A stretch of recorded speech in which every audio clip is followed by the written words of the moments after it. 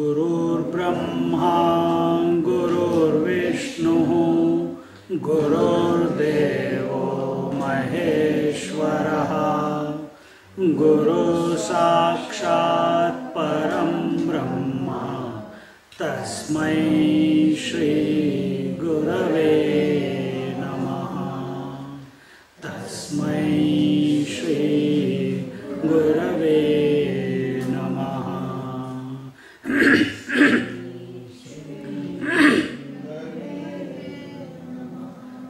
सच्चिदानन्दरूपाय विश्वोत्पत्त्यादिहेतवे तापत्रयविनाशाय श्रीकृष्णाय वयं नुमः। श्रीकृष्णाय वयं नुमः। ॐ योऽन्तः प्रविश्य मम वाचमिमां प्रसुप्तां सञ्जीवयत्यखिलशक्तिधरस्वधाम्नाम् अन्याश्च हस्तचरणश्रवणत्वगादीन् प्राणान्नमो भगवते पुरुषाय तुभ्यं। प्राणान्नमो भगवते पुरुषाय तुभ्यं। प्राणान्नमो भगवते पुरुषाय तुभ्यं।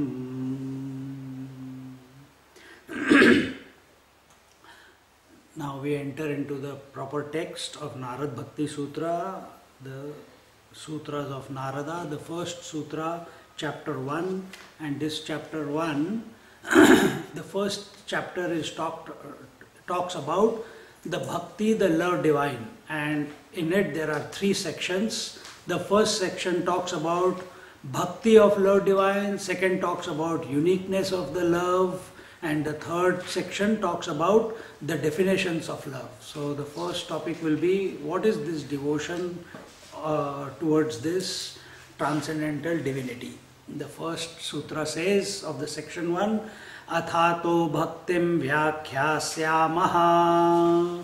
You can repeat. Athato bhaktim vyakhyāsyāmaha.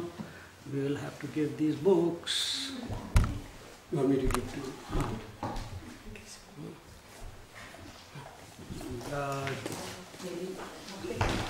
those who are coming for only the weekend, come afterwards. First let me give to those, you can share one between 2 of you, because I got only 15 books.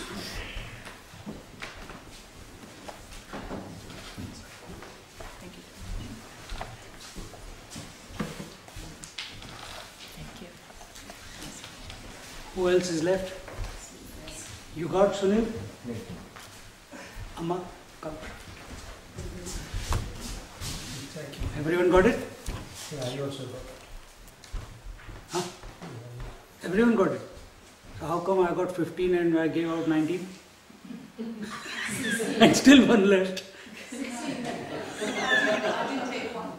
Take.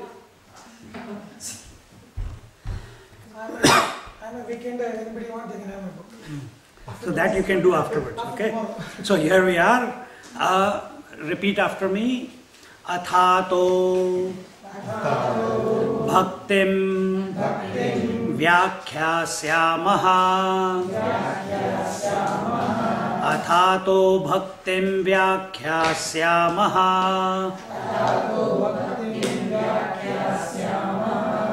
Ataha bhaktim vyakhyāsyāmaha.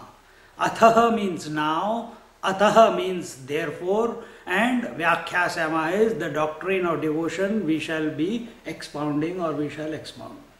Now, lot of scriptures begin with this word Athaha. Athato Brahma Jigyasaha, Athato Karma Jigyasaha.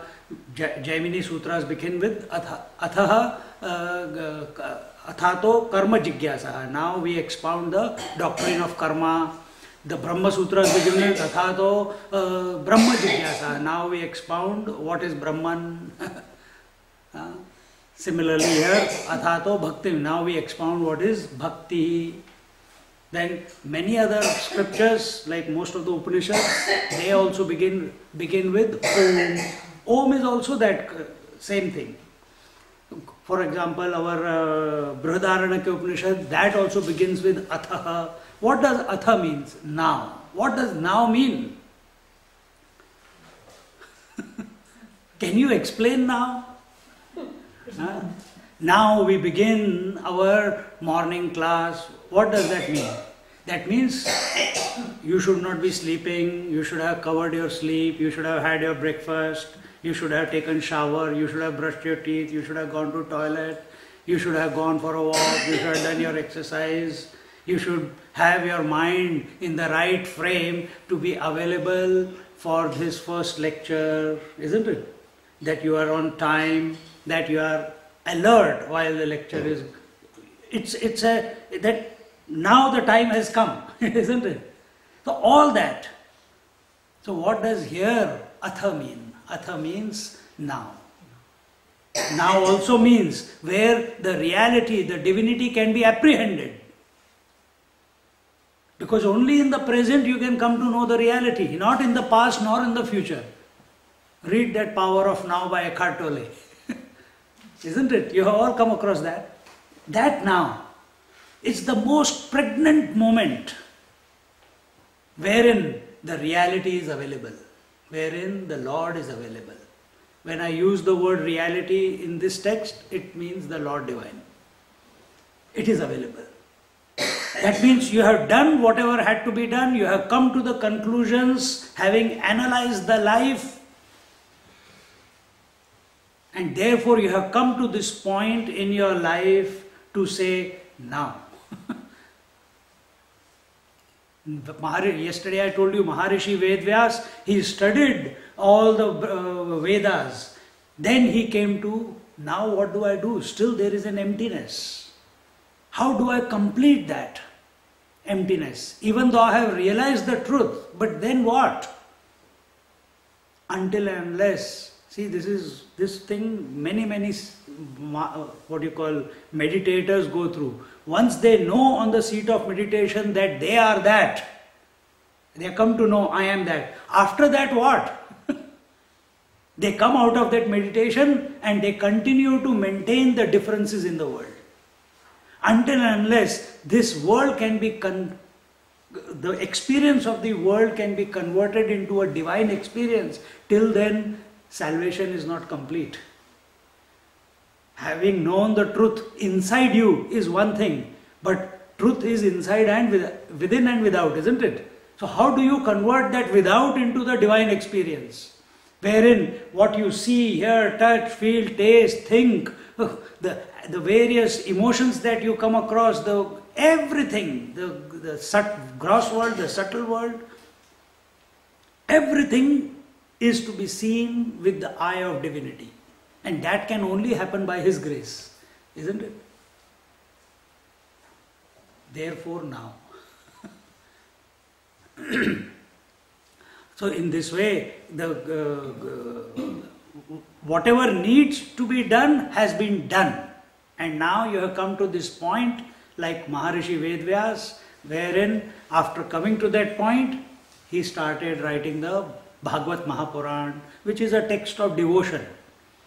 What happens? This knowledge of being the truth gets converted, starts percolating down from the head into the heart. That is what is required. And that is not possible without the aspect of devotion having been cultivated in your heart. What is that devotion? That is the whole text. So here the Ramanujacharya, who is Rama? See, there are three different schools of thoughts in our country. First is the Madhva Panth, Madhvacharya path, which maintains the difference between the devotee and the Lord. So the devotee can only serve the Lord, he can never become one with the Lord. The Ramanujacharya path, which is called the Vishishta Advait, the first one was called Dvait path, second is called Vishishta Advait, and in that the individual is part of the total, the infinite, the Lord, and because of whatever reasons he seems to have a separate identity, and at time of realization through devotion he again goes back into his source. And the third is the Shankaracharya path, which is the Advait path, wherein the premise is that everything is already divine, transcendental, formless, attributeless, and that is our essential nature. And whether we are under the spell of ignorance, whether we are under the arrogance of knowledge, we are already realized. We just don't know that. So here Ramanujacharya gives about 7 prerequisites in order to come to this athaha. Now, what are those prerequisites? The preparatory pointers. There, the first one is viveka, means discrimination between and here the viveka is not about, here he says discrimination in food. Now our understanding of food should we eat porridge or should we eat raisin bread? No. The food is what is coming in. For the eyes, the food is the forms and the colors. For the food for the ears is the sounds. Food for the tongue is the taste. Food for the mind is thoughts. Food for the nose is the various fragrances. So discriminate what you allow to come in and what you don't allow. And what is not conducive to our growth, we keep it at bay. So therefore our Gandhiji's 3 monkeys: see no evil, hear no evil, talk no evil. Isn't it? So discriminate with regards to what food you take in or allow in. And that equally it is true with regards to the gross food also. Because if you eat leftovers, leftover is tamasic. If you eat microwave food, it is tamasic. Tamasic thoughts. Early in the morning you feel sleepy. Why? We had tamasic, yesterday's food. No. Eat always fresh, as much as you can. I know it is difficult nowadays, but make attempt. That's all we can do. Eventually we have to go beyond whether it is old or good, fresh. But initially it is necessary. That Gajanan Maharaj of Shegaon from Maharashtra, he was found sitting outside a house where Satyanarayan Puja was going on, and he was eating from the gutter along with the dogs. All the thrown away food plates, those patravali, the paper leaf plates, the people had eaten the food and they had thrown whatever the leftovers were there. So he was feeding the dog and he was feeding himself. The people inside, the host, when he came out and looked, he was disgusted with the sight that he saw. And this fellow squatting on the floor, rummaging through the pile of plates, taking out whatever scraps of food were there, first feeding the dog and whatever was left in his hand, that putting into his mouth. And then he kept watching how disgusting can a man be, how low he can fall that he can't even ask and beg for food. Why he has to go and eat like that, like an animal? While he was just thinking, Gajanan Maharaj went and that open sewage gutter which was flowing outside the house, he picked up the water and drank to swallow the food. He was even more disgusted and he couldn't stop himself, and he said, "Hey man, can't you look young, you look strong, you look bright, why you are living like this?" He says, "What did I do wrong?" He says, "Drinking that gutter water, come, I'll give you some water." no, this is Ganga Jal. You also come drink. And at that time, in front of his eyes, he picked that dirty, murky water in his two palms, and in front of him, and while he was drinking, it turned into crystal clear water. Suddenly, some magic happened in that guy. He said, this cannot be a normal fellow.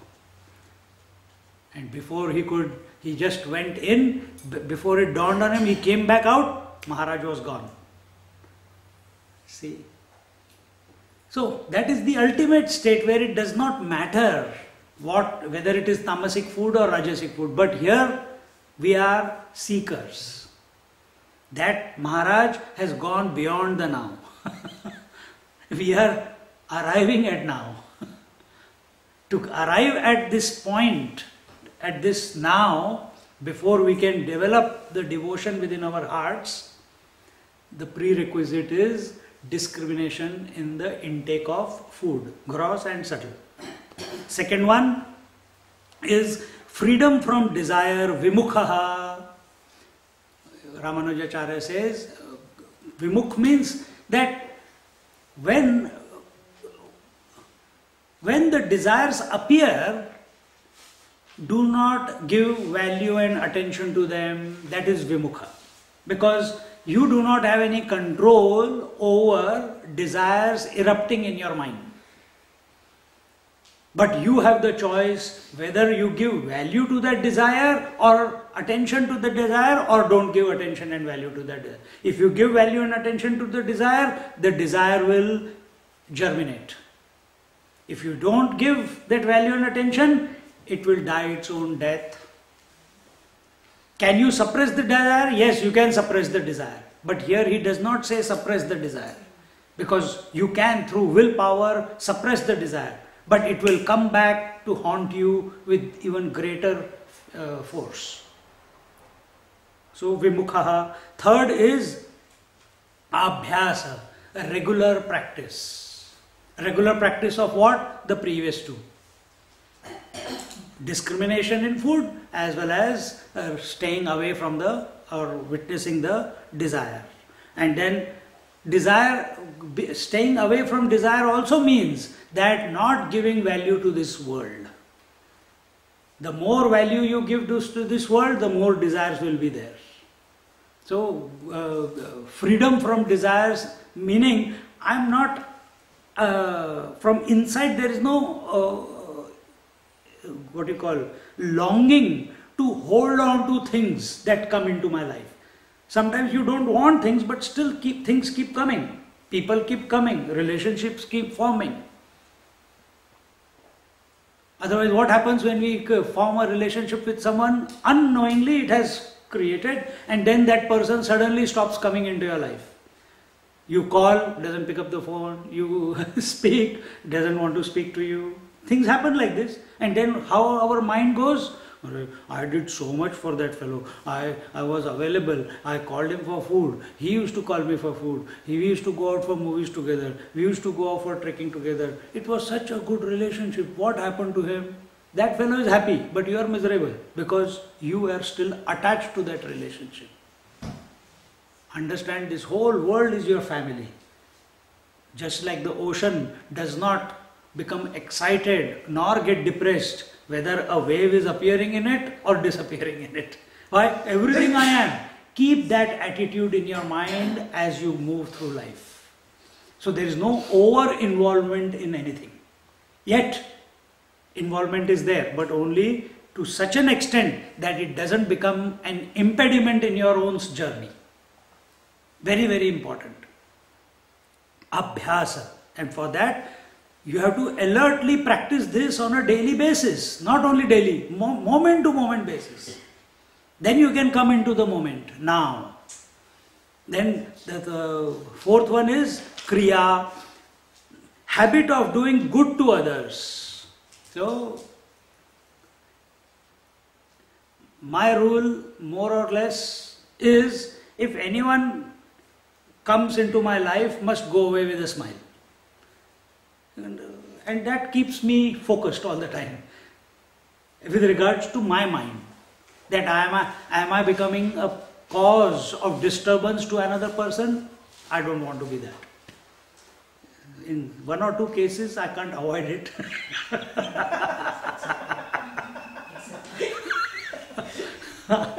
It's unavoidable. Even if I don't want to, it happens. So, by default, that I have given 100% discount. That is Prakriti. That is Prakriti.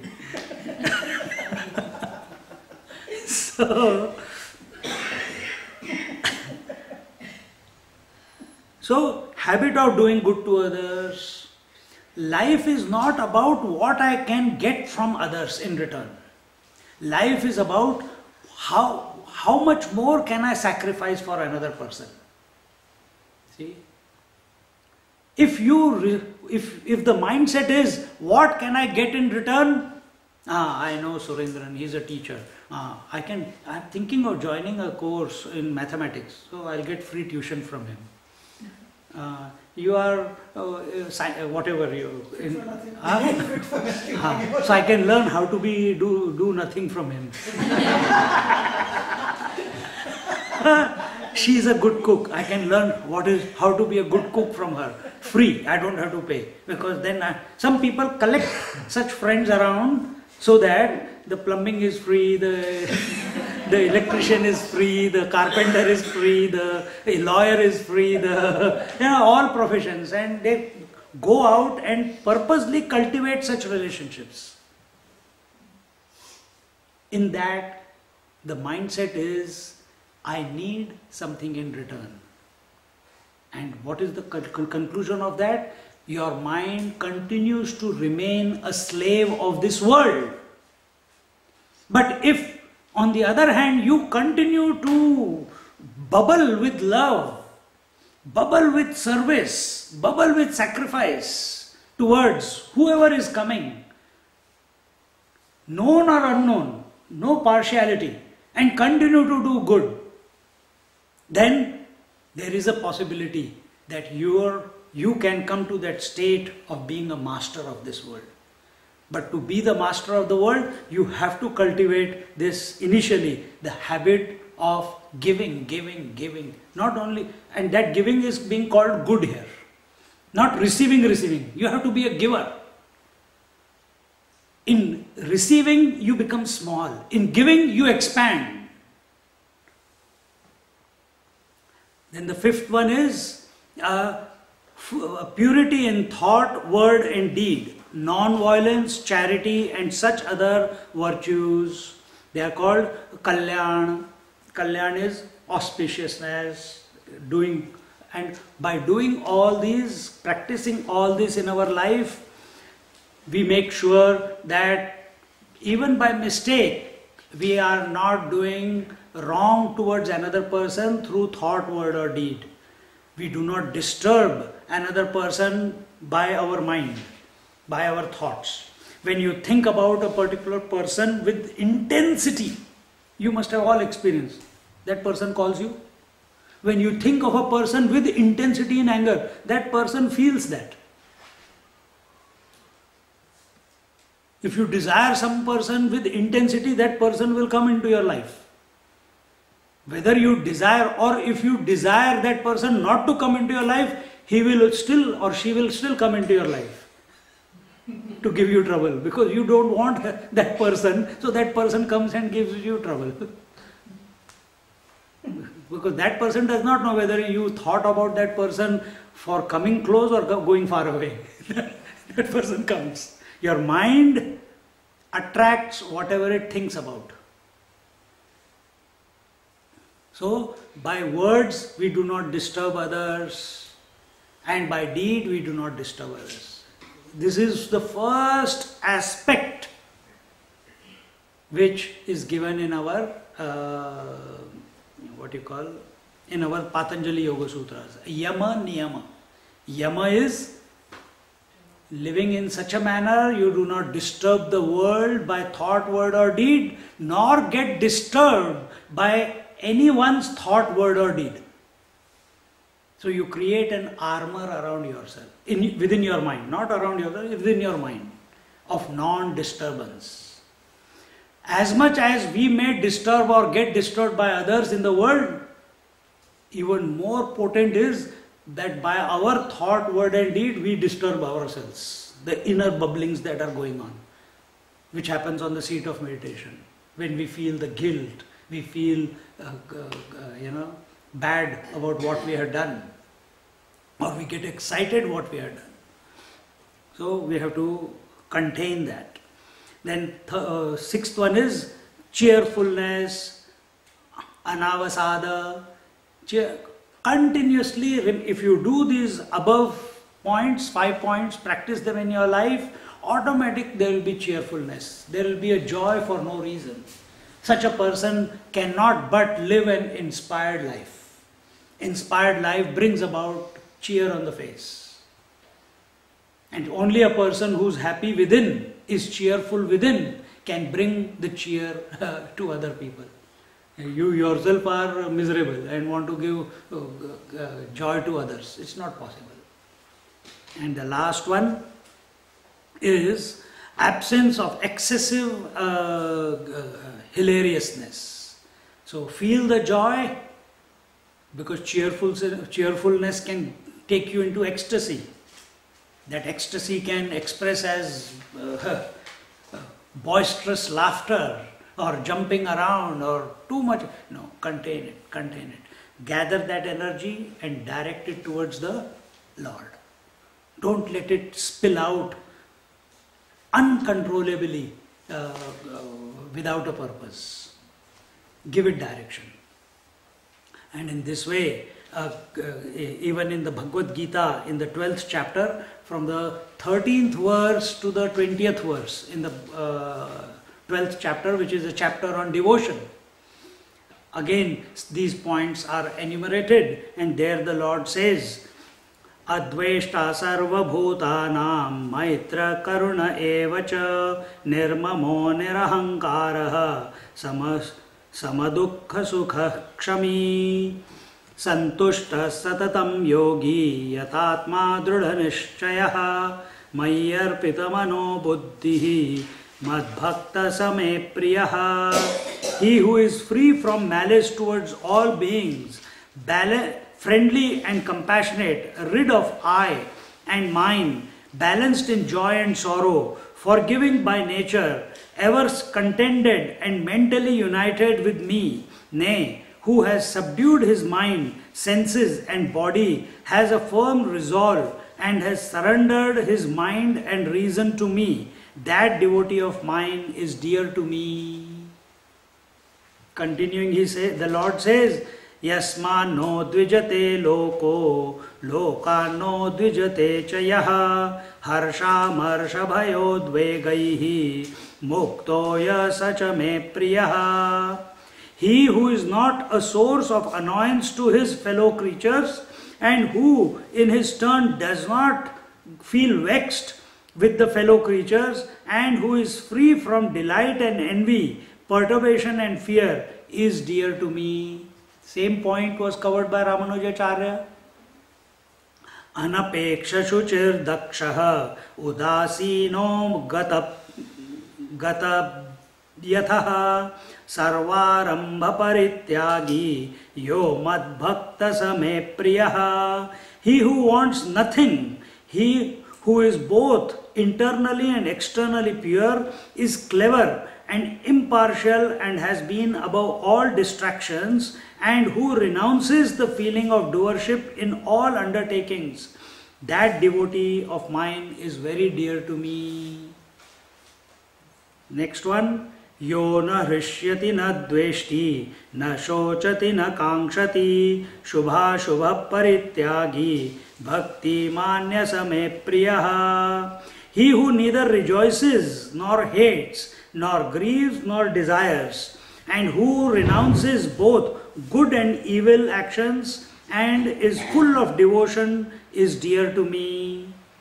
And the last 3 verses, Samashatrau cha mitre cha tatha manapamanayoho shitoshna sukha dukkheshu samasanga vivarjitaha तुल्य निंदास्तुतिर्मौनी संतुष्टो येन केनचित् अनिकेतः स्थिरमतिः भक्तिमान में प्रियो नरः.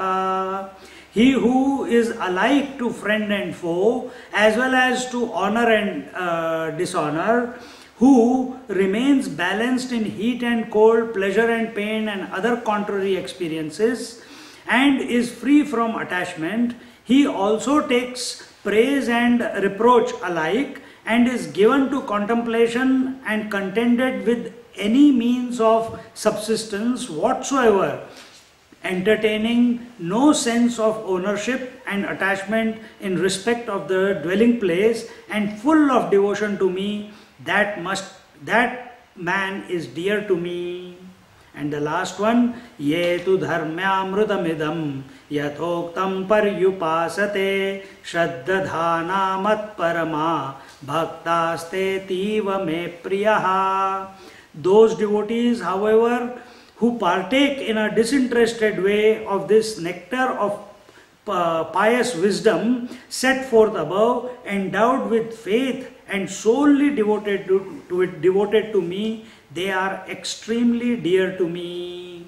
And in this way, what Ramanujacharya has said and what Patanjali Yoga Sutra says in the first two verses of the Ashtanga Yoga, not verses, first 2 points, Yama and Niyama, is covered in, it has been expanded in these 6-7 verses of the 12th chapter of Bhagavad Gita. And by practicing all this, what will happen? You will come into this pregnant now where devotion is possible. Without these prerequisites, it is not possible. We have come here for devotion, and if you go back home for AC and bed, you lost the plot. I also took the fan, but today I can't. Lost the plot. We must be comfortable wherever we are. When difficulties come in our life, at that time, that moment is an opportune moment for us to invoke the capacity to handle that difficulty. Because the difficulty does not come without you being prepared to handle it. And that is the time we can go beyond heat and cold. That is the moment we can go beyond hunger and thirst. When the hunger is troubling us. And so here, this is what is known, by this we come to the athaha, now. Then after that, what is the word? Tataha, athato, ataha. Ataha means therefore. Now what is therefore? After having come to this moment, after having practiced all these various mindsets, these qualities, living a correct life so that you have come to this point, now therefore one must expose their mind, must be available to these verses on devotion. And in this way, the third word therefore is Vyakhyāsyāmaha. Bhakti is not possible. Now we shall expound what is devotion. Devotion is not possible, or you are not available to the exposition on bhakti, on devotion, without having first renounced the world. If the urges inside are still there to be involved in the world, you will not be available to the Lord. No, but we want to have 1 foot in the Lord, towards the Lord, and 1 foot towards the world. Not possible initially. Raman Maharishi says, yes, it is possible. How? While living in the world, remain a witness. Easily said than done. But how does that witnessing happen? He says it just happens. Don't get identified with anything. But how do you not get identified with anything? You have to again practice all these points. It's not that you have to practice all these points, you have to just understand deeply and become convinced of it. Automatically it starts expressing in your daily life. It's not that you are sitting there, I must discriminate. What is coming through my eyes? Form. I am not disturbed by the form. Not like that. What is coming in front of me? Porridge, toast. I am not going to be disturbed or attracted by the porridge or toast. You will go crazy if you do that. But recognize that directly proportional to your renunciation and of attachment to the world is your devotion towards the Lord. Easier way is, because simplest is, take the name of the Lord with deep devotion and everything will start happening. Because you have replaced the love of the world with the love of the Lord. And automatic withdrawal will happen. When you go to sleep at night, you deeply feel that I must go to sleep and rest. So your love for sleep is greater than the love for remaining awake to the experience of the world. So you don't drop the world gets dropped in your love for the sleep. See? So that is one way of, that is the best way of cultivating devotion. So Bhaktim Vyakhyasamaha. So here we shall expound. Why is he using the word we? Syamaha is we.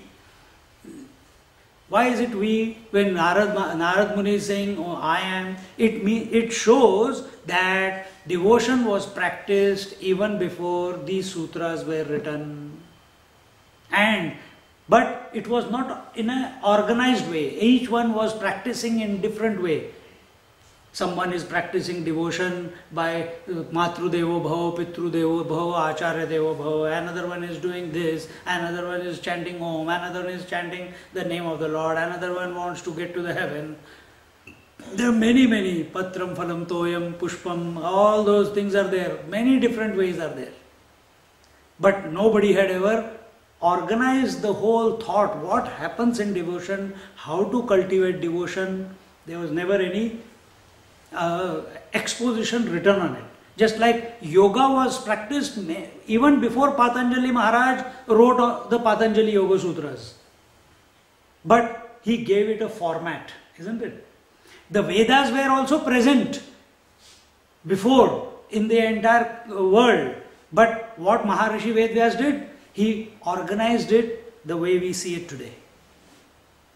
And what Narad Muni has done is taken those salient points from that were prevalent in the world at that time and put them into a right format, so that it is our mind gets organized, rather than one girl from Sydney, she just wrote to me, Swamiji, I gave talk at their house on the 1st, and the topic was, we don't need scriptures to realize the truth.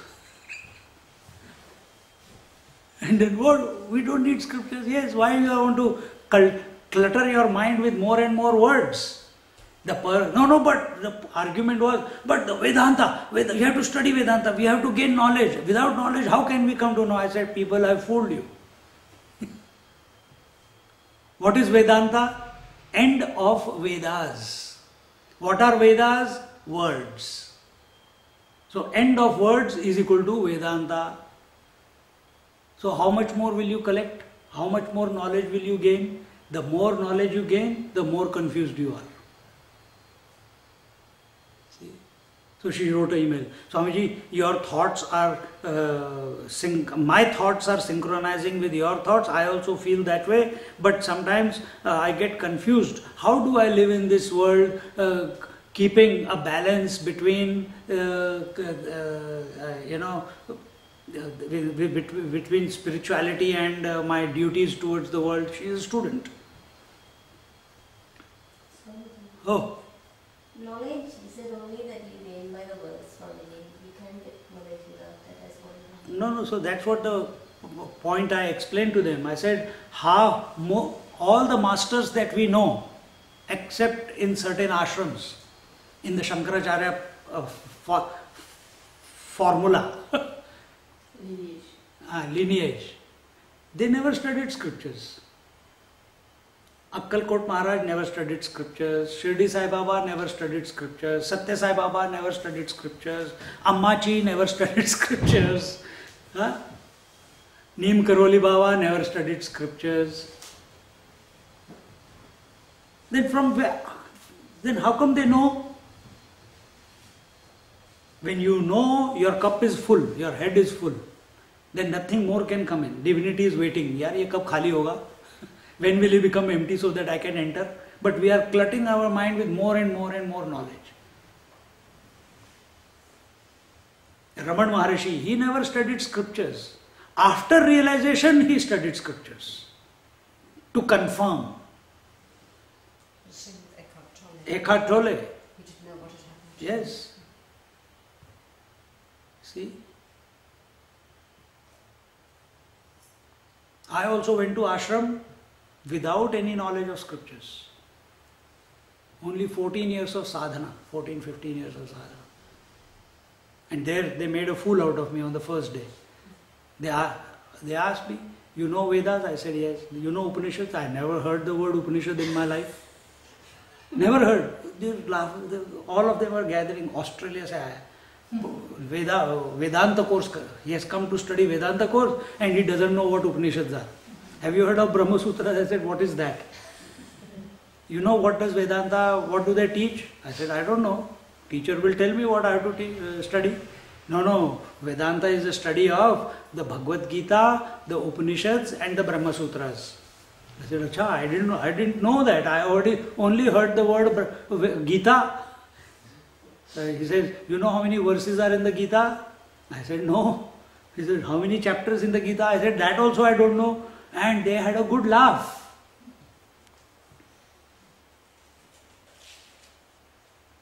I didn't know what Brahma Sutra was. It was not that I was proud of my ignorance, but because when they confronted me with these questions, I realized I didn't know. But now I realize when I hear that in an empty cup you can pour something, but a full cup which already knows everything, how can you change that person's mindset? It is a hard task for a teacher to undo one's mind and pour the knowledge. So here, so that student, then I told her something with this regards, that once you have become convinced of what the destination is, the main problem with everyone is unclarity with regards to the goal of life. Forget about living. Living will happen. Living will happen. Every activity that comes out of us is determined by the conviction that we are holding. So last night you went to sleep with the thought that we have to get here at 6 o'clock for meditation. Then everything automatically started happening, isn't it? You don't have to think again and again. You automatically, even if you don't get up at 5 o'clock in the morning, today you got up, took shower, you came here. The moment meditation over, I said, okay, till 9, quarter to 9 we are free. Automatically in that quarter to 9, chalo bhai, we don't have to rush with breakfast. All activity gets prompted by the decision that you have made in your mind. So this is with regards to just temporary points in our life which we have become convinced about. Are you convinced about where your whole life is going towards? Is it going towards, some people say I want to go to heaven, so their activities will be directed by that. Some people say we want to get to the self. Their activities will get directed towards that, provided they are very clear what that destination called self is. You know what destination called sleep is. That means a nice bed with a fan, which is not available. Meditation is a clear idea or conviction in your mind that you have to come to this hall. Destination is clear. Your seat is fixed. Time is fixed. You don't have any ambiguity with regards to that. Do you? where you have to come to the class or for meditation. But with regards to realization, is there ambiguity? What is realization? Is it God realization? Is it divine realization? Is it nirvana? Is it salvation? Is it one without a second? Or is it the Lord with whom I have to become one to? Or do I have to go to Vaikuntha or to Saket or to Kailash? My God, so many options in realization. A person gets confused. So one must go deep into their heart and find out what is realization to them. And how will you come to that conclusion? After having studied all this,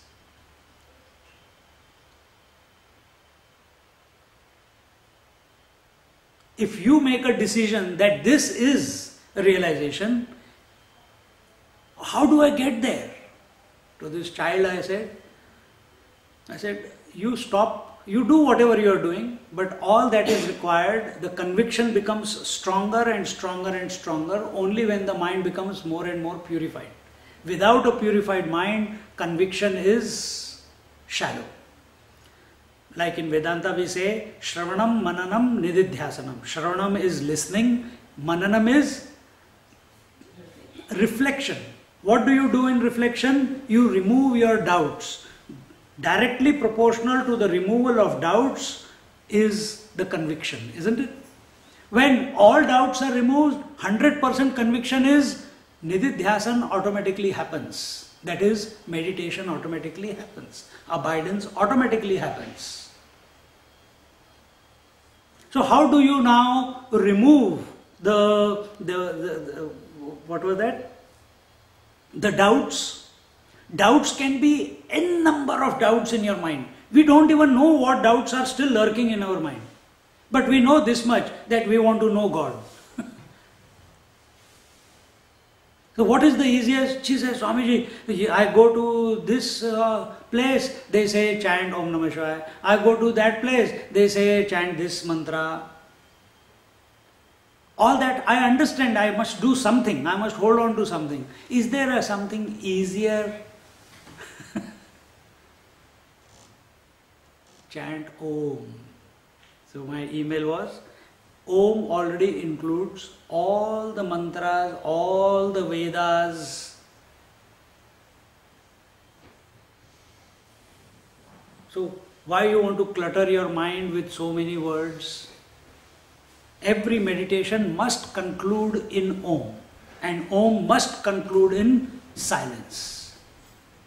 You may begin with Om Namah Shivaya, but it must conclude in Om. And that Om must take you to silence.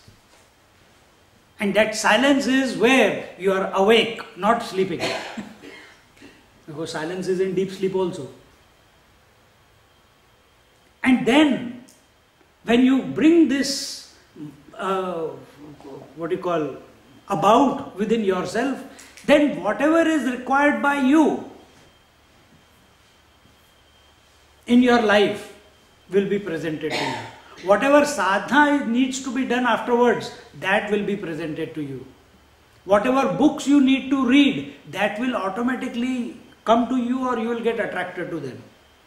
You don't have to concentrate. There are so many books. I said, I also felt the same way when I used to go to Theosophical Society. So many. I want to read this, I want to read this, I want to read this. I was like a sponge wanting more and more and more information. But a point came, money started getting over, and even now that habit is there to collect books, that I will read them. So habit of buying books is still there, but habit of reading books is gone. That is where I am at the moment with regards to that. Because I don't want to clutter anymore. Then what do I want? What do I do? Whenever my mind attracts me to a certain book, I just go and read that. And now I read, if I at all I read only the biographies. I brought one biography of one called Naga Mahashay. He was one of the disciples of Parahans, Ramakrishna Parahans. See? So rather than you make the decision, allow, yes, to some extent we do make a decision to remain with the divine thought. That divine thought is the thought of Om. And as a result of the purification of the mind, the convictions will become evident. It will become deeper.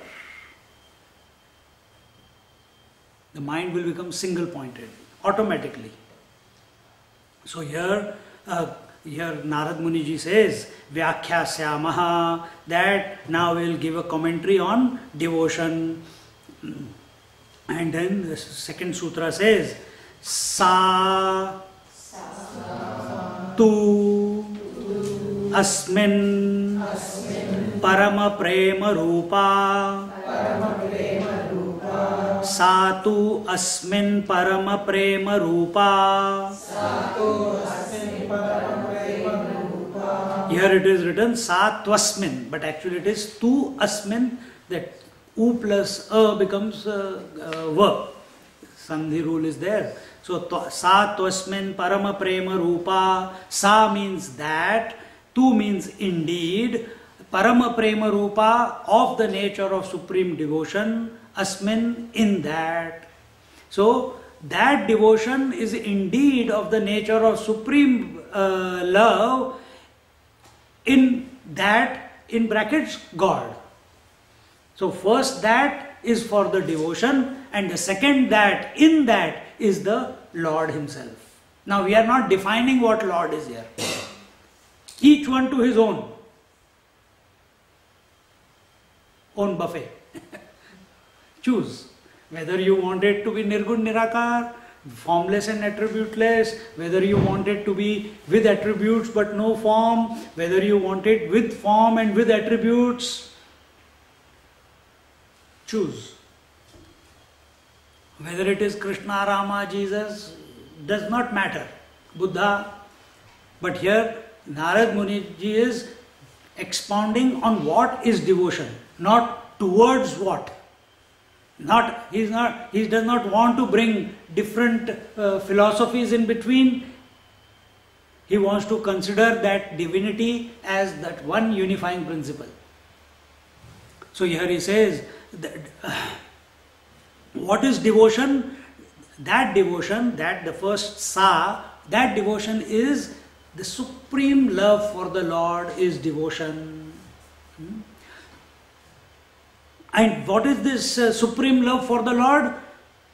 Wherein the mind is totally absorbed in the theme of the divine, and this absorption or contemplation or love for the Lord is such that there is no demand from the Lord of any sort. It demands nothing. It does not even demand that, please God, give me realization. Yesterday I told you, Hanumanji, when Ramchandraji asked him, tell me, what do you want? He could have asked, I want to be one with you and the story is over. But instead, he asked for devotion to the Lord. Otherwise, see, Dhruva, we talked about Dhruva also. Dhruva asked, when Lord appeared in front of him, he asked, tell me, what do you want? He says, oh Lord, after having your vision, what can anyone have any desire? No, you know everything. I don't want anything from you. But if the Lord has come, He will give you something. And what will He give you? The intention with which you began the journey. So if your intention was, Lord, you started, I want to have a good wife, and you started, and somewhere along the way you forgot the wife and you remembered the Lord, and the Lord appeared. He said, what do you want? I don't want anything, you are everything. He said, but you started with the wife, tathastu. Phas gaya, he's stuck. So if you have not solved the equation in your mind, Lord knows what you are thinking. So Dhruva, even though he was young, Lord came, he said, I don't want anything from, you are the goal in itself. But he says, but you started your meditation with the feeling, with the intention that I want to sit on the lap of my Lord. That was your intention. On the lap of my father. But now I am your father, so you will sit in my lap. So he gave him a permanent place called the pole star till the end of creation. See? So it is very, very important with what mindset we do our sadhana. What are the convictions that we are harboring within ourselves? So here, supreme devotion is that devotion in which we demand nothing and we don't even demand liberation. And the mind is only filled with loving devotion towards the Lord. Tears are flowing, thrill is coming in your mind and body, and that's all. And that keeps you away from everything in this world and keeps you focused. That is a, side effect of that devotion, and you remain with the chanting of the Lord. Just like a mother remains unconcerned about the world, but about the nourishment of that child. Yesterday, one of the, Binti, all of you, she gave birth to a baby boy on 29th. Very sweet. So now, continuously, she does not think of sleep or food or anything, but every minute, oh, how is he doing? See how he is looking. See, is he hungry? Is he comfortable? Continuously, mind is totally focused on it. And in that focus, now she is not thinking about her job, she is not thinking about her hunger, she is not thinking about her comforts, but instead she is thinking about the babies. When we start thinking like that towards the Lord, automatically our mind will wean away from the world and get in the loving remembrance of the Lord. And in this manner, the thoughts continuously flow towards the Supreme with love and devotion. And that is a devotion.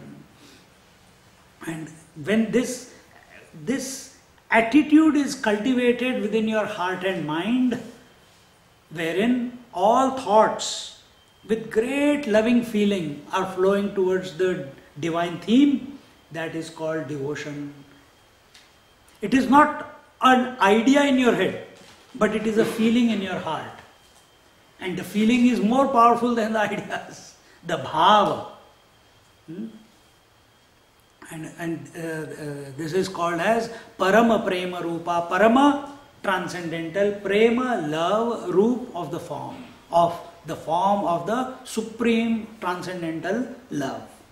This is called Ananya Bhakti, that which is exclusive. When we say in meditation, be attentive to the breath at the nostrils to the exclusion of all other thoughts. It means exclusively you are attentive at that point to the breath, isn't it? Similarly, here also you become Ananya Bhakti. You become exclusively available, meaning you are not giving attention to anything else but that feeling in your heart towards the love towards the Lord. And in this manner, a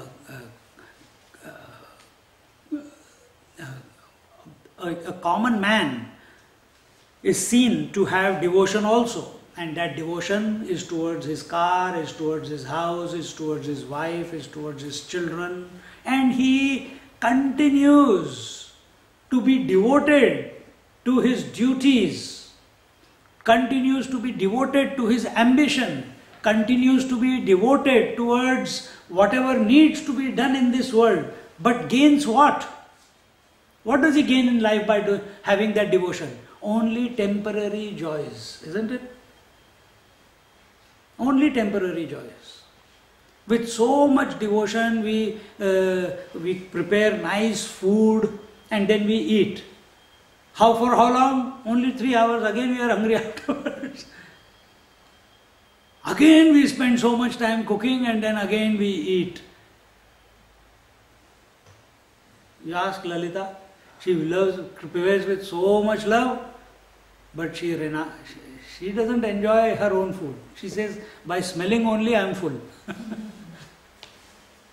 Last retreat, she was saying she lost 4 kgs. So she is attending class, she is cooking. But it is not for herself. It is as a service, as a seva. When we start performing every activity in our life as a seva, as a service, with love to that Supreme Divinity, you will lose weight. Not only physical but also mental. All the load that you are carrying in your life, of the duties, of the aspirations, of the ambitions, of the future, everything will get dropped off. Try.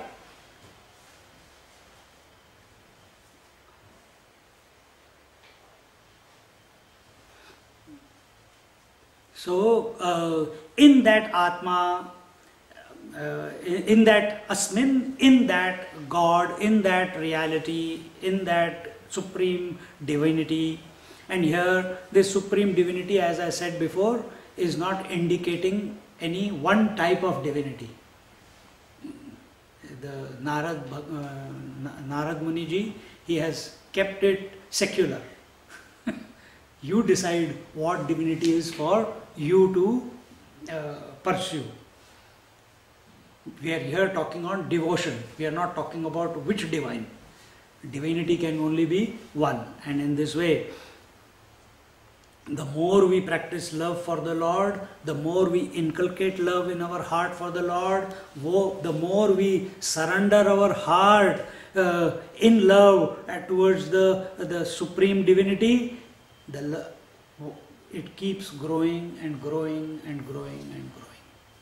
Exponentially it grows. Whatever you do, and that's what you are doing in life. You enjoy eating, so you learn all the dishes. You enjoy certain knitting, you want to try new designs in knitting. You enjoy researching, you find out more and more things to discover. When you enjoy the love for the Lord, you find new ways to love the Lord. You are hooked on it then. So, what is this love? This love is the relationship between the lover and the beloved. And when the love happens, then all sense of right and wrong, all sense of inhibitions, all sense of what people will say or not say, the lovers become oblivious to. Totally. And then true devotion expresses. If there is, we must meet with each other, but you see some Hindi movies are there, Bollywood movies, in which the boy is Muslim and the girl is Hindu, or a Hindu boy and a Muslim girl, and they are in love. Now what to do? They don't care. The whole village, the whole clan is fighting with each other. They don't care. They are in love. We didn't ask you to fight each other. For the lover and the beloved, if the whole world goes to dogs, so be it. But the love is the highest goal to be aspired for. And that's what we are seeking in life, knowingly or unknowingly. But the goal has to be correct one. If it is the goal is the world, it will be only temporary joy, temporary love for the objects. If the goal is the Lord, there is a possibility that it is permanent love. Ananya Bhakti. You can never have Ananya Bhakti for the world. Ananya means exclusively. It is not possible. Because the world keeps changing. You can only have exclusive love towards that principle which does not keep changing. And that is that supreme divinity.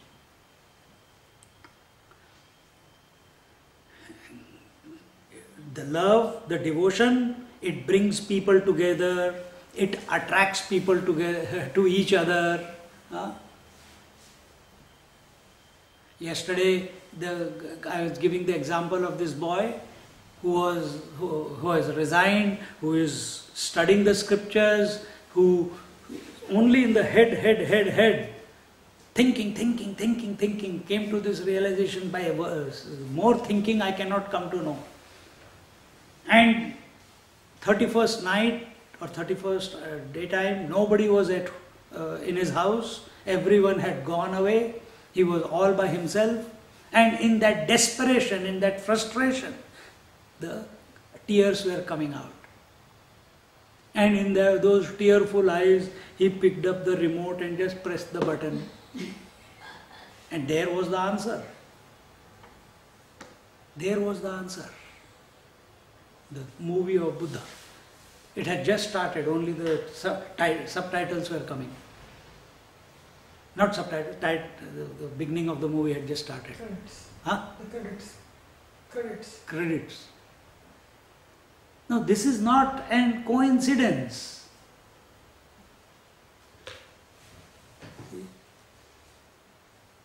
She was thinking, for so many years she has been in doing bhajan, kirtan for Sai Baba, and one day it dawned on her, enough of bhajan and kirtan, I want to know now.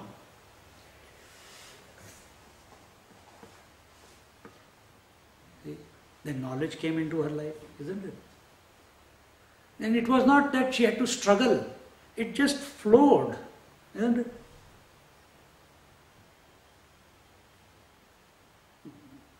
If we are following desires, there will be struggle. If we are flowing with life, thinking that whatever is happening, I have to face it to the best of my ability, but I will not sacrifice my love for the Lord. I will continue to do everything in remembrance of the Lord. Then you start seeing the harmony in your life. Then the right people come to you. The connections that come, everything that happens in your life feeds that idea of devotion towards the Lord. And in this way,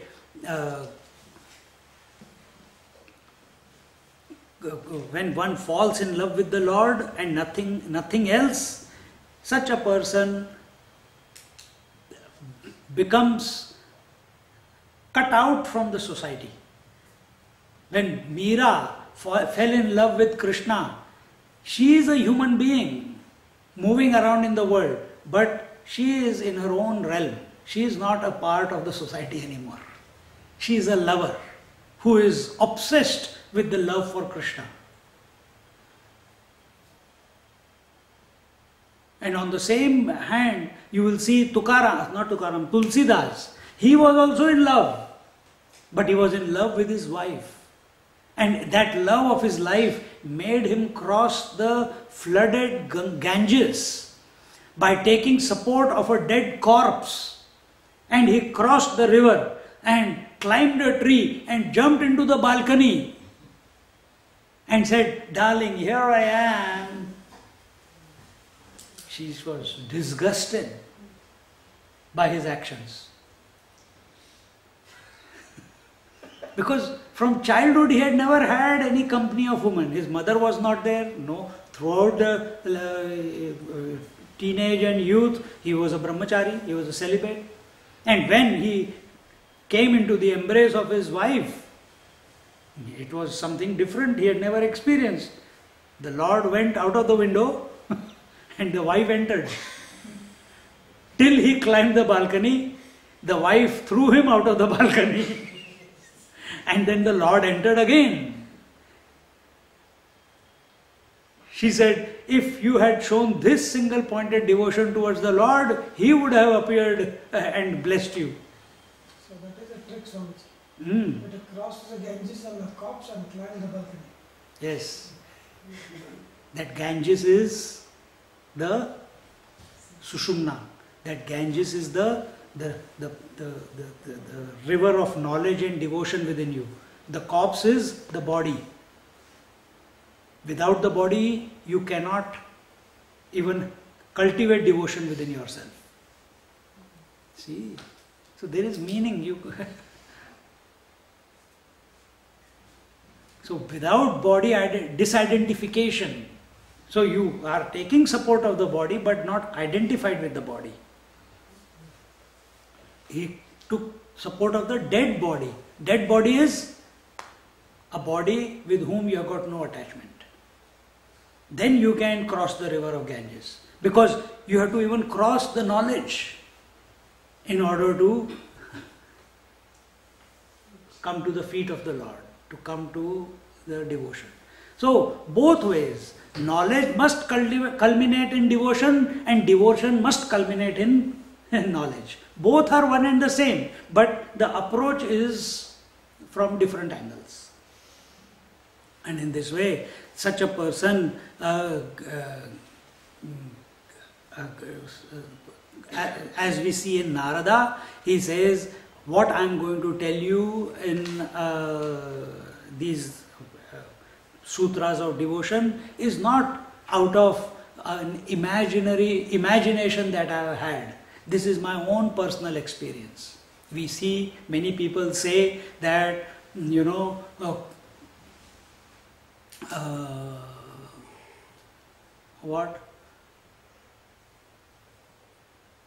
that I had a dream. I saw Lord in my mind. That Lord came and gave me vision. And that person has thrilled about it. And he goes to, by mistake, he goes to a Vedanti and says, the Vedanta says, it's only an imagination of him, drop it. Another person practices Kundalini, he has got initiation from his master, he's feeling, he's seeing different colors, he's seeing this, he's seeing that, different experiences are there, and he goes to another person and he says, I have this. Kundalini.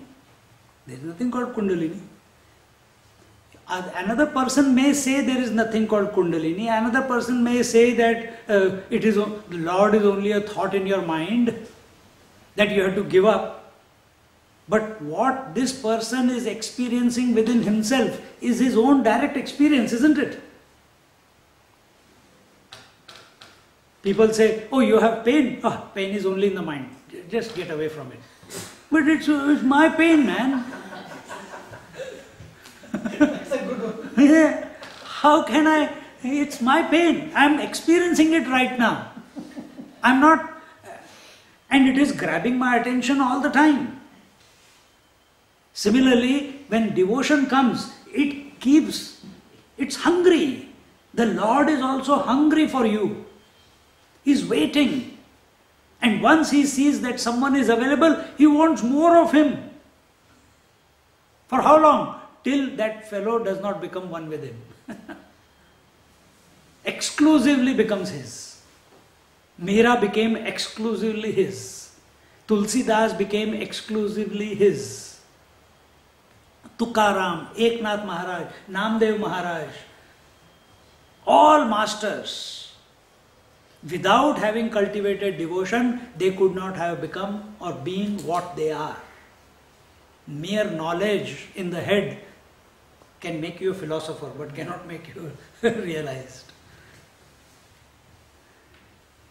So, Sage Narada says here that what I am going to expound, because he has experienced this exclusive devotion, as a result of this exclusive devotion, certain experiences take place, and whatever those experiences are, and conclusions that he has come to out of his own experience, he is going to enumerate. That brings us to the third sutra, Amruta Swarupacha Amruta Swarupa cha. Amruta, nectar, Swarupa, your nature, Amruta and nectar. The supreme love for the Lord, called devotion, divine, is of the nature of immortality also. So this devotion, that is the love for the Lord divine, for the supreme Lord, this devotion is also of the nature of immortality. It can never end. Once it catches you, you're gone. Just like I just explained, when a person falls in love, when a boy and a girl fall in love, they're gone for the world. You see the teenagers, I want every boy, I want a red Ferrari. For what? I don't know from where they get this idea. I want a red Ferrari.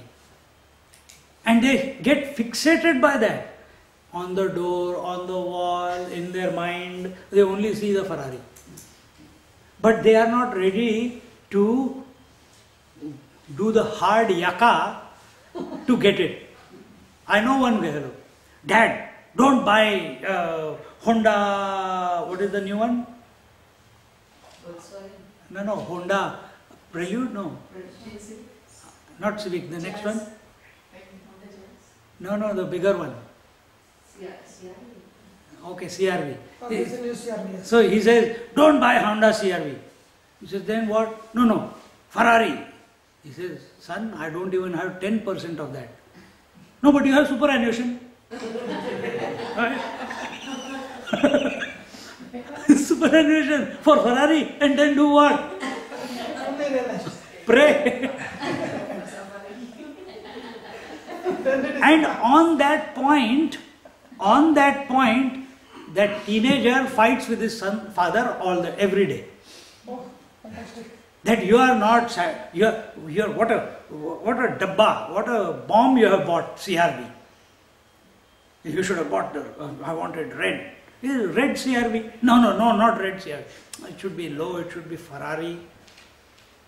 But they are not ready to do what it takes to get there. They want it free.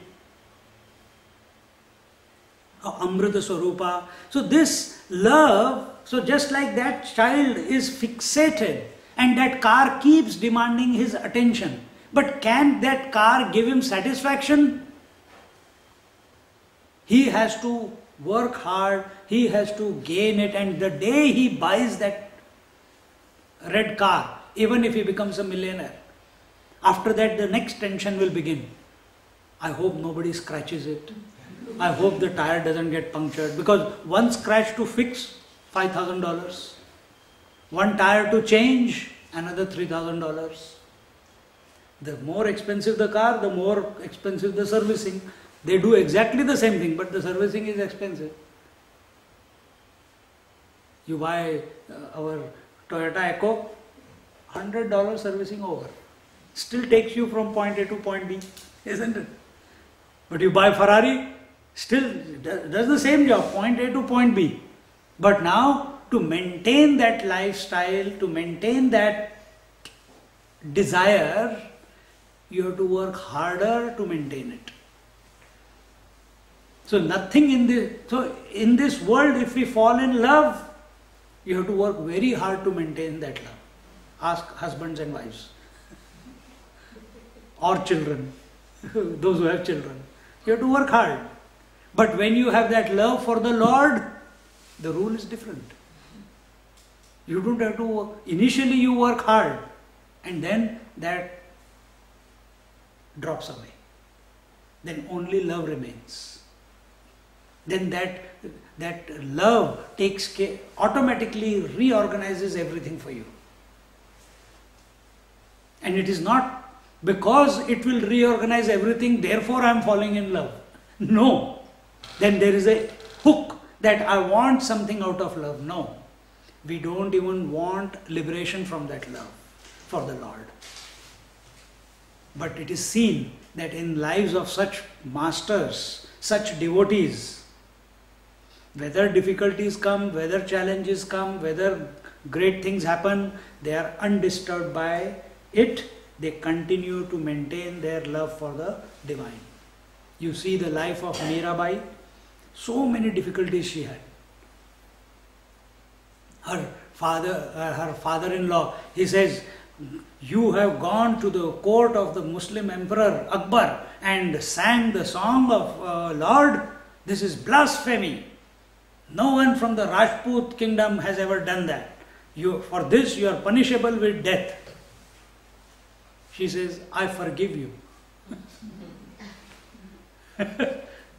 for thinking like this. Because what you are saying will bring about a repercussion. There will be reaction. And that reaction could be your death. And who will give you that death? Or who will give you that punishment? The Lord. So before Lord does anything, I forgive you. The moment she said that, the chains which were binding her, they just dropped off. And she walked back towards the temple, the statue in which she was in love with. That's just a representation. The Lord was in her heart. See? So also happens. This is just one example I am giving. You see in the life of Gora Kumbhar, you see in the life of Bhakta Pundalik. So Amrit Swarupacha, this type of love towards the Lord is immortal in nature. It never becomes less. It doesn't change. Once it is, once the mind gets hooked onto this, once it enters into your heart, you are a goner. When the love for the world enters into your heart, after some time it will change with some other object.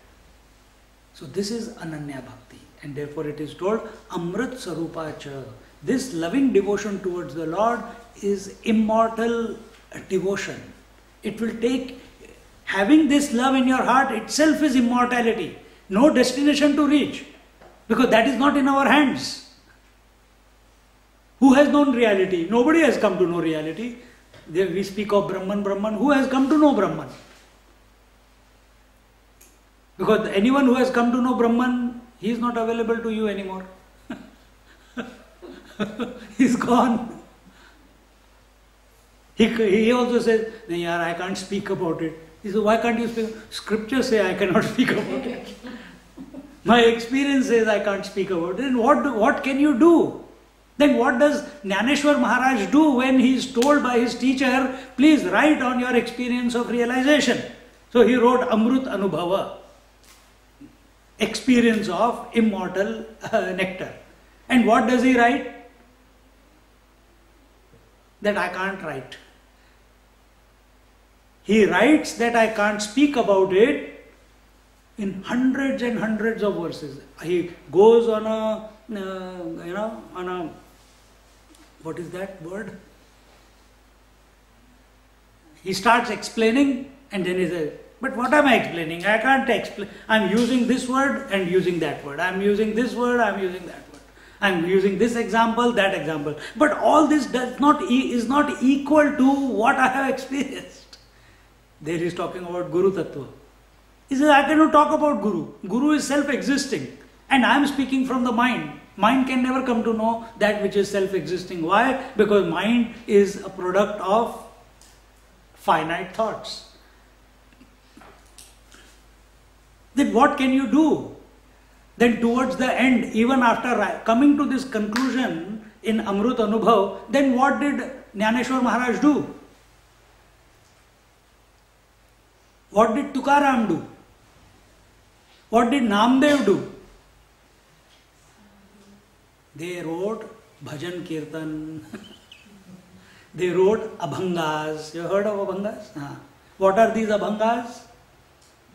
They are the songs of pangs of separation to this Lord, divine. So sometimes they are one with it, sometimes they are, the mind is, because things are there. Sleep will come, hunger will come, and it's the moment they became available to that oh, the pain that I have forgotten the Lord, even for that one single moment, immediately those words used to come out and people recorded those. And they are the Abhangas.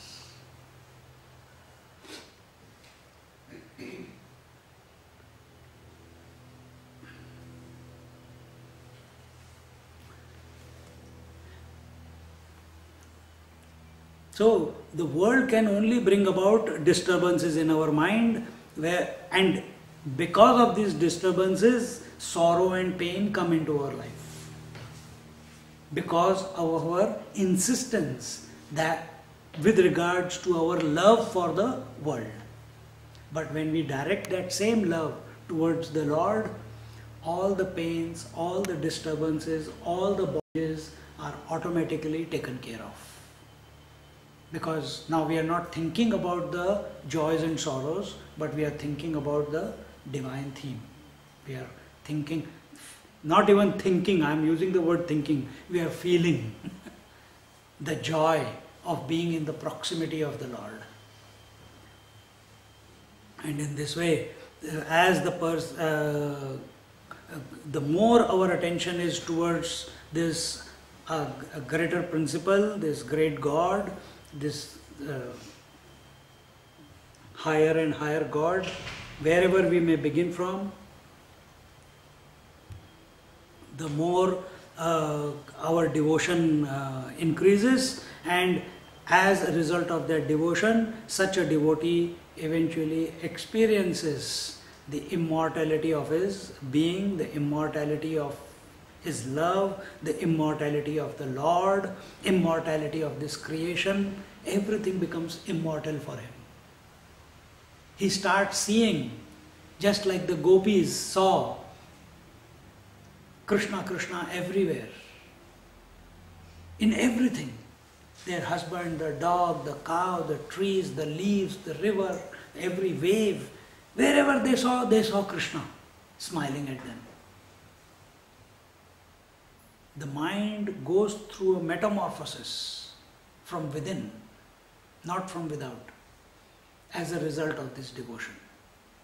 Where you see that this love, that his heart is feeling towards the divinity is the same love which is maintaining this entire creation. He sees that love between that bee and the flower. He sees that love between the mother and the child. He sees that love between the calf and the cow. He sees that love between the blink of his eye and the forms that are being perceived. He sees that love between the in-breath and the out-breath. He sees that love between the day and the night, which are inseparable. His vision gets transformed. He starts intuiting this love everywhere, wherever he puts attention. And therefore, that love becomes immortal for him. Because he is living in that love. He is experiencing that love outside. He is experiencing that love within his heart. And therefore, Amrita Swarupacha. So there is nothing to gain here. It is, in fact, everything is to be dissolved. And when everything, every concept, every idea with regards to anything except the love for the Lord, even that love as a thought gets dissolved in your mind, that time that love becomes immortal. Just like in the life of, we see in the life of gopis.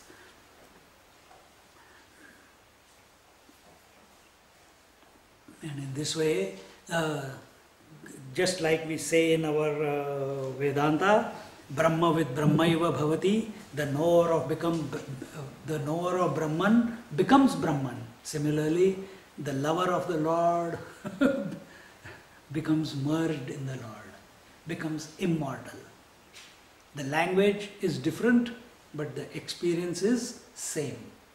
What a person in contemplation through inquiry is getting there, that inquiry cannot mature if the love and devotion towards that goal called Ekmeva Dvitiya Parabrahma is not there. That transcendental truth, if you don't have love for that truth, then you will not abide in that truth. Same is the case here. So understand, without love, immortality is not possible. Here, knowledge is not that you have to come to know something through your mind. Here, knowledge is awakening to the idea that everything is nothing but immortal, nothing but that immortal Lord or divine. So, when we say in Vedanta that the world is an illusion, what is the illusion? People very quickly deride the whole thought. World is illusion, then how will we love? I am an illusion. This is very crazy. No, it is clearly told. The names and the forms are the illusion, but the underlying existence is the truth. When our attention is on the names and forms, and the love is for the names and forms, devotion cannot be cultivated.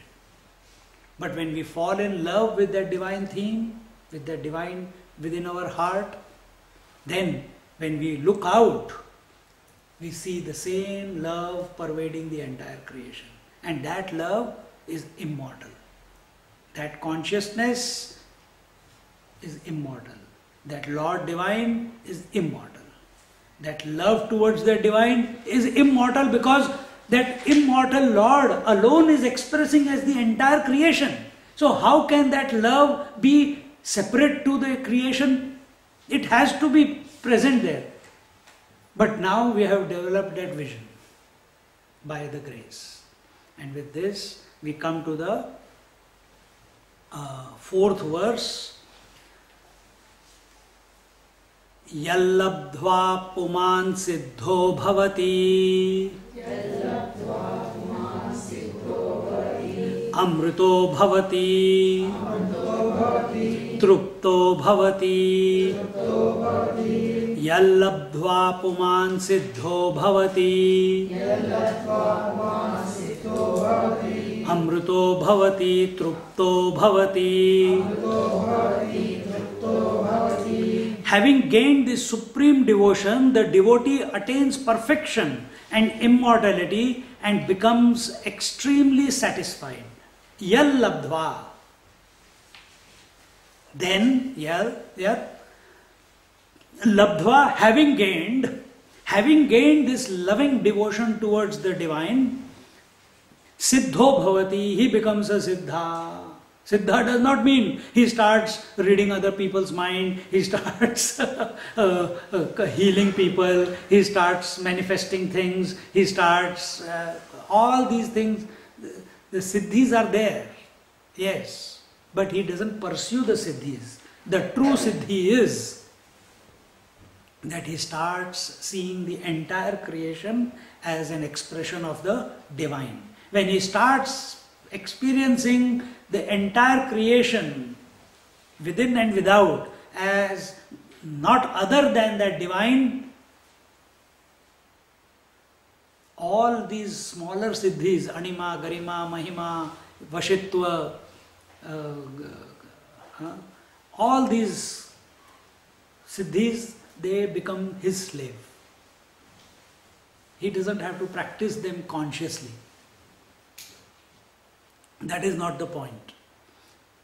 So, and automatically, such a person, things start happening. The moment you go in front of the mirror, you will be reflected. Similarly, a person who used to go in the presence of these such Mahatmas, in the presence of such a devotee, automatically whatever is meant to happen, happens. If that person goes with the deep feeling of surrender and devotion to this person, and the thought is, let me become healed, that healing will happen. If he says, let me become rich, wealth will come to him. Yesterday when we were seeing this Akkalkot Maharaj, the one devotee, he is poor, 2 children, 3 children, wife, continuously fighting. You good for nothing man, always running around here and there after Mahatmas. And he saw Akkalkot Maharaj come and he runs after. Akkalkot Maharaj, where are you coming after me man? Is not your wife there and children there? You don't even work? Is it not your responsibility? He says, yeah, that is my responsibility, but I love you more. He says, I am going into jungle. I also want to follow. And Swami. The Swami said, take care, huh? There will be many unwanted creatures coming while we are going. Do not be afraid. He is testing him. 10 steps only Swami Samarth goes forward into the jungle. One snake hanging from this branch, one snake hanging from that branch, one snake hanging from so many snakes on the floor. Akkalkot Maharaj, like this, walks straight. This fellow is coming 5 steps behind or 2 steps behind. So between the 2 steps, by the time he reaches where Akkalkot Maharaj was before, 3 snakes come in between. Swami, there is snake here. And snake hanging also, snake this also. If he had crossed that, now if you have complete faith in him, he could have gone and he would have made him a great person. But his attention is deep inside the mind, is somewhere else. Either we can take it this way, or we can say that he is devoted to the Swami and Swami knows what he needs in order to have in his life. So he is coming. He says, take the cap off and collect the snakes. He starts shivering. And Akkalkot Maharaj was a very angry Swami. He will abuse you, he will throw stones at you, he will scream at you. And he said, did I tell you that you pick up the snakes? It's better to be bitten by the snake than face the anger of Mahatma. He was that ferocious. And the moment he screams at him, immediately he takes it out and keeps looking at him and collects the snake here. I don't know how he has collected the snake. And puts it, ties it, he says, go now. And he comes back home.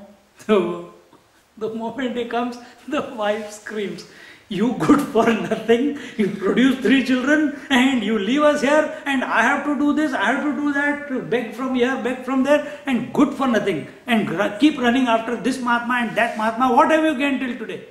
I got a snake. She says, snake, you Rama? Huh? You got snake. What way? Is snake going to feed us? We are vegetarians. And now we'll have to give milk to the snake. From where will we bring the snake? Milk. And at that time, while he is doing all this, he is thinking, why is the snake not moving? And he opens that the pagdi, the turban, he opens it, and inside there is a golden snake.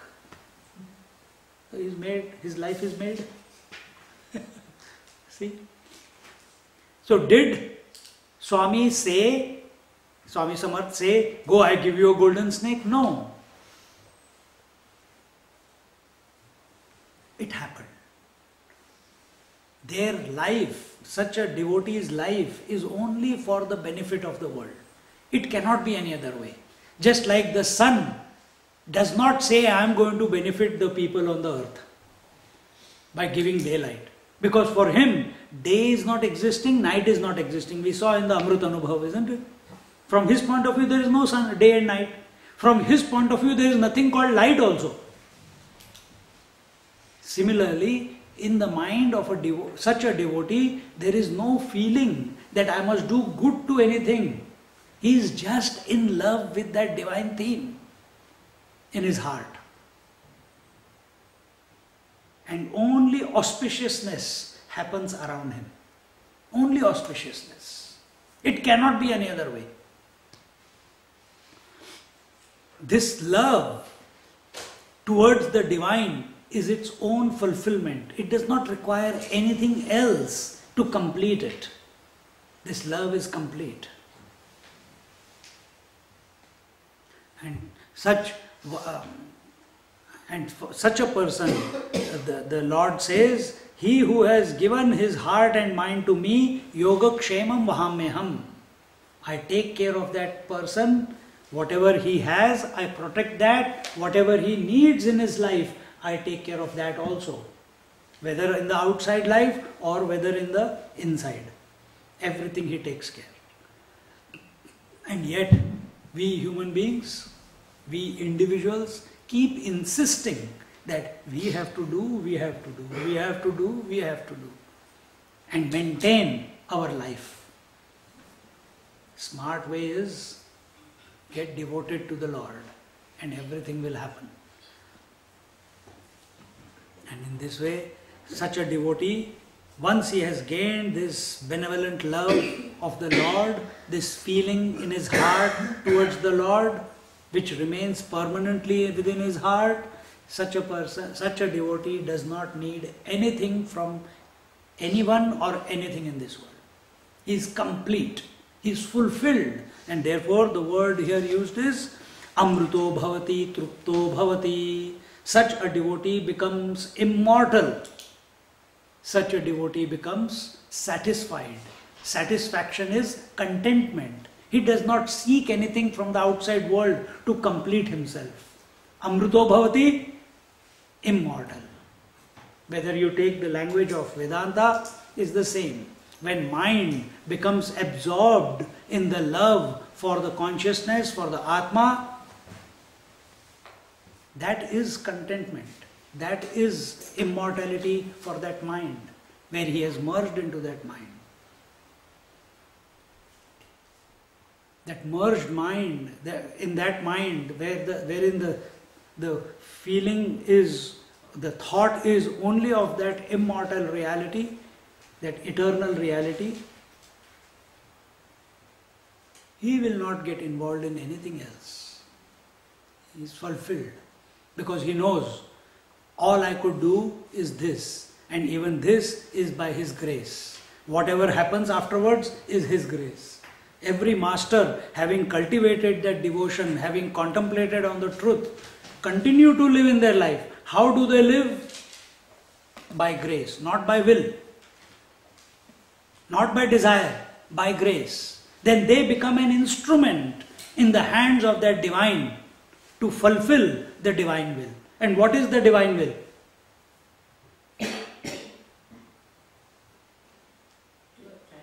At a higher level, to remain happy all the time. At a lower level, be a service to everything and anyone that comes into their presence. And that service is not through a desire. It happens. How does it happen? Just like when you, thought is coming, just like when you wake up, now we are talking about loving devotion. You are in love with yourself. Why? Everyone is. You don't know it probably, but we are all in love with ourselves. Every one of us wants to be alive. Nobody wants to be dead. And that love expresses, the moment you wake up, it expresses as vision, it expresses as hearing, it expresses as hunger, it expresses as I am a part of this beautiful creation. It happens, isn't it? You don't have to think. Eyes automatically start seeing, ears automatically start hearing. By whose grace? By the grace of the self. That life principle.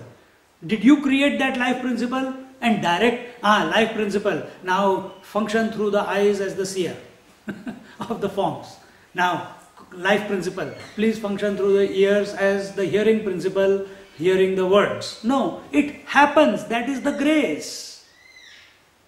Now, that is happening inside of you, same thing happens outside as an individual. Such a devotee, when he moves around, that same divine is expressing through him. Anyone who comes with whatever issues, they get solved in the presence of that great devotee of the Lord. Why? Only a person who has come to realize this immortality within himself and outside of himself, only such a devotee as a result of this immortality becomes totally satisfied and contented. Meaning, not even an iota of desire is there within his mind and heart, which will corrupt his continuous flow of devotion to the divine. What happens next? We see in our next class. Om Purnamada Purnamidam Purnat Purnamudachyate Purnasya Purnamadaya Purnamevavashishyate. Om Shanti Shanti Harihi Om Shri Gurubhyo Namaha Harihi Om.